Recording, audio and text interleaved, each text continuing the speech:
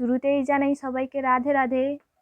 এই দুটো নয়নতারা গাছ আমার এক দাদার বাড়ি থেকে নিয়ে এসেছি। দাদার বাড়িতে একটাই নয়নতারা গাছ ছিল, সেখান থেকে বীজ পড়ে অনেক গাছ হয়েছে।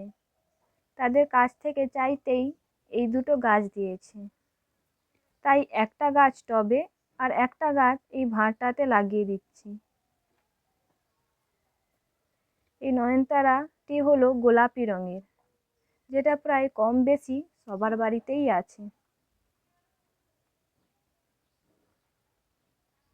এরপর এই যে পর্তুলিকা গাছগুলো লাগাবো, এও এক দাদার বাড়ি থেকে নিয়ে এসেছি। এখন এই নয়নতারা গাছগুলোর চারিদিকেই ডগা ভেঙে ভেঙে চারিদিকে লাগিয়ে দেব, যাতে সবগুলো একসঙ্গে বাড়ে এবং দেখতেও সুন্দর লাগে। এই পর্তুলিকা গাছগুলো হলো গোলাপি, লাল ও হলুদ রঙের। এই যে ভাঁড়টা দেখছো, এই ভাঁড়টি হলো আমাদের বাড়িতে দই এসেছিল, সেটাকেই ধুয়ে রেখেছিলাম, এখন ইউজ করছি। আসলে টাকা খরচা না করে বাগান তৈরি করার চেষ্টা। ফেলে দেওয়া জিনিসগুলো রিউজ করতে ক্ষতি কি বলো? এর নাকি আবার ক্রসও হয়। এই পর্তুলিকাকে অনেকে অনেক নামেই চেনে। একে 9 o'clock, ঘাস ফুল ও পর্তুলিকা, এই তিনটি নামে চেনা যায়। পর্তুলিকা দু ধরনের হয়, এক সরু পাতাওয়ালা পর্তুলিকা, দুই এই মোটা পাতাওয়ালা পর্তুলিকা।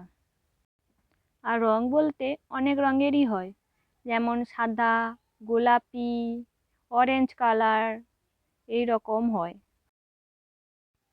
আর আমার বাড়িতেই আছে আর এক ধরনের পর্তুলিকা গাছ। এই যে বড় বড় গাছগুলো দেখছো, সেগুলোর কারণে নিচের গাছগুলো ফুল আসা তো দূরের কথা, কেমন যেন দিন দিন সরু হয়ে যাচ্ছে। আর তা হবে না বাই কেন? সূর্যের আলো তো গাছে এসে পড়ে না। তাই এখান থেকে ডগাগুলো ভেঙে নিয়ে অন্য একটা ভাঁড়ে লাগালাম। এটি সাদা রঙের পর্তুলিকা। গোলাপি রঙের পর্তুলিকাও একদিন তোমাদের লাগিয়ে দেখাবো। এই গাছগুলো আমার খুব ভালো লাগে, যখন একসঙ্গে ফোটে কি সুন্দর লাগে, তাই না? এই রঙগুলো ছাড়া অন্য রঙের পর্তুলিকা আছে কার কার বাড়িতে কমেন্ট করে জানাবে। আর জানাবে এই সরু পাতাওয়ালা পর্তুলিকা ভালো লাগে না মোটা পাতাওয়ালা পর্তুলিকা ভালো লাগে। আমার তো এই সরু পাতাওয়ালা পর্তুলিকার ফুলগুলো দেখতে খুবই সুন্দর লাগে। এই গাছগুলো লাগাতে লাগাতে বৃষ্টি এসেছিল, তাই আমি এতে আর জল দিইনি। পর্তুলিকা যেখানে রোদ আসে সেখানেই ভালো হয়, তাই যেখানে প্রচুর রোদ আছে সেখানেই লাগাতে হবে। এখন বর্ষাকাল, মাটিগুলো তাই প্রথম থেকে ভেজা রয়েছে। এই টব ও ভাঁড়গুলোকে প্রথমে জল নিকাশির জন্য ফুটো করে তলাতে ইটের টুকরো দিয়েছি, তারপর গোবর আর ওপরে মাটি, আর কিছুই দেইনি।